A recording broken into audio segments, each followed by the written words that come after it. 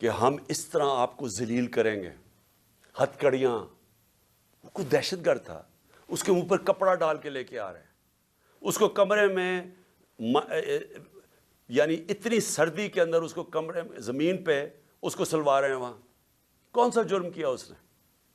اعظم سواتی سے پہلے یہ کیا، شہباز گل سے پہلے یہ کیا. یہ لوگوں کو ڈرا رہے ہیں کہ یہ ہم کر دیں گے آپ کے، تاکہ آپ چپ کر کے کسی نہ کسی طرح ہاتھ کھڑے کر کے تو ان نون لیگ کو الیکشن جیتنے جائیں. اور تب تک یہ نہیں کریں گے جب تک یہ سمجھیں گے کہ انہوں نے یہ کیئر ٹیکر لے کے اس لیے آئے ہیں ہمارے اوپر تشدد کریں، کیسز کریں، جیلوں میں ڈالیں، ڈرائیں دھمکائیں، ایف آئی آرز کریں، کرپشن کیسز کریں.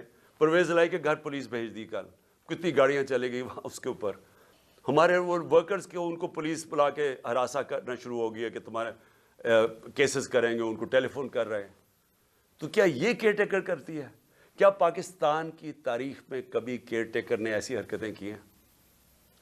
میری جے آئی ٹی، اب ذرا یہ سن لیں، میری جو جے آئی ٹی بنائی ہوئی ہے، جو میرے اوپر قاتلانہ حملہ ہوا، یہ سوچیں کہ وہ ابھی نوٹیفائڈ ہے، پنجاب گورنمنٹ نے نوٹیفائی کی ہوئی ہے وہ جے آئی ٹی.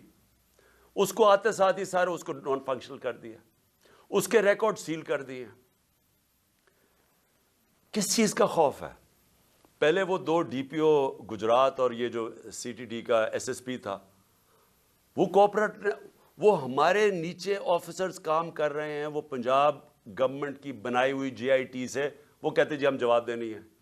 ان کو کہا فون پکڑائیں جنہوں نے آپ نے ویڈیوز بنائی ہوئی ہیں، نہیں جی ہم نہیں دیتے. انہیں کہا آؤ جے آئی ٹی کے سامنے، ہم نہیں آتے. کون ان کے پیچھے؟ کون اتنا طاقتور ہے کہ پنجاب پولیس اتنی